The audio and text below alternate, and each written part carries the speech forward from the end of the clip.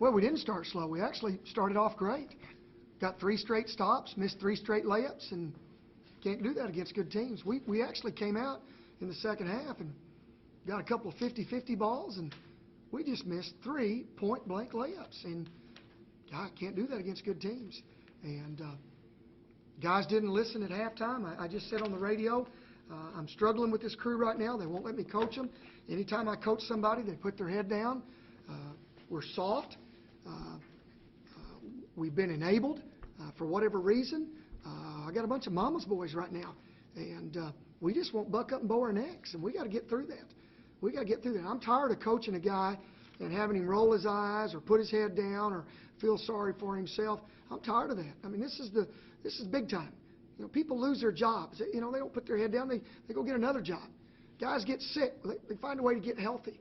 You report to work. You report to duty. We got men and women serving our country. They don't get to take days off. You know, we're going to college and getting it paid for. Somebody just got a text here. All right, next question. Does that lead to maybe the rebounding trouble you guys had? Pardon? Does that lead to the rebounding trouble you guys had? You know what, guys? I think rebounding.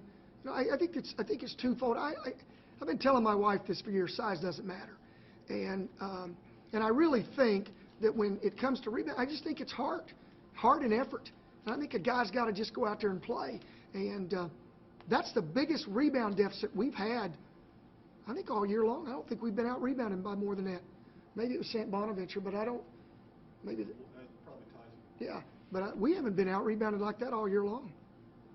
Can you talk about T.J. Sapp's performance, a guy from Murray State that you had no film on? You know, he played We had film. We knew exactly what T.J. was going to do. We knew he was going to be juiced. We knew he was going to play well. He played well in the first half for sure. Comes out of there. Matter of fact, wasn't he the leading scorer at halftime? Had 9 points.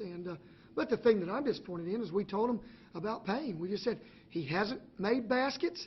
This kid's looking to score. He's looking to shoot the ball. He shot 40 more shots than anybody else on the team. He's going to continue to shoot the ball. And bless you. And you've got to be ready for it. And we weren't. We got him jump started there a little bit in the zone. Hit a couple of threes, and that hurt us. How much tougher was it with Marcus's kind of off game today? Oh, Marcus off game? Off game? Yeah, Marcus had an off game. Marcus was absolutely awful. That's about as PG rated as I can say it. He was awful. Our guards were awful. Our 3 starting guards had 1 assist and 7 turnovers. They must think it's a tax credit. It's unbelievable how our starting guards played. And let's talk about our big guys. 2 for 11. How can you go 2 for 11? My wife can score more than 2 buckets on 11 shots because I know my wife will at least shot fake 1 time. But those guys aren't listening. They're uncoachable right now. Do you have to get to the point where you start playing other guys? I think, Todd, what I got to get to the point is that every time they don't do something what we want to do in practice, we just put them on the treadmill or push-ups. We've done that a little bit, but we'll just be more consistent with it. To me, when you've got a young team, it's a lot like house training a puppy dog. You know what? When the dog does something wrong, bad dog. Well, you know, I'm not going to hit him. I'm not going to swat him, but bad dog, get on the treadmill. That's probably what we need to do. If we could practice by the NCAA rules, we would go home and practice tonight, but we can't because of the rules. You've usually been pretty good in transition. You had a couple breaks tonight, 2-on-1, 3-on-2. You weren't able to convert. There was a sniper in the gym. Didn't you see that? I mean, we had guys falling down. I mean, we had a guy snipered at half court. 2 guys snipered at half court. It was unbelievable. I thought Navy SEAL Team 6 was out there. I mean, our guys were coming across it. I mean, just nobody around them and just fell down on the ground. How does that happen? And we had a saying at Kansas, sniper. I mean, so I don't know what happened. What did Bronson show you in his first game back?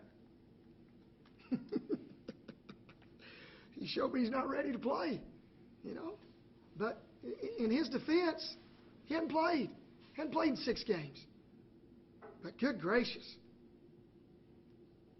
I mean, 1 for 5. That's a bad stat line. 1 for 5, 3 rebounds, 4 fouls, and 1 turnover. That's not a good stat line, especially for him. Was Murray State doing anything specific about your 13 turnovers? I mean, the way they got out defensively, did that just, in your mind, affect you too much? Well, when you look at their stats, they only had 5 steals. And I'd like to give them some credit. And I think where I can give them credit is how they played offensively. But defensively, I don't think they did anything that really caused us an issue other than, and I don't mean that in a derogative way. I think, you saw how we turned the ball over. No, we made 3 turnovers tonight where we just came down and threw them the ball. I swear I thought one time that one of our players said Merry Christmas. I thought it was a gift. I thought they signed a package over.